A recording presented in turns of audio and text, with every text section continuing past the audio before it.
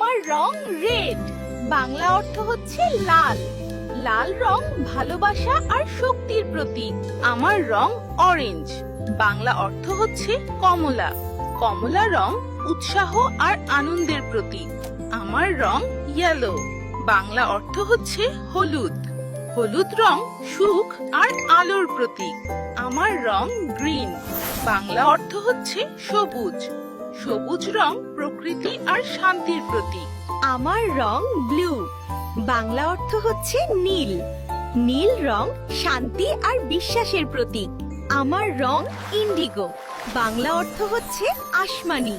আসমানি রং রহস্য আর জ্ঞানের প্রতীক। আমার রং ভায়োলেট। বাংলা অর্থ হচ্ছে বেগুনি। বেগুনি রং সৃজনশীলতা আর বিলাসিতার প্রতীক।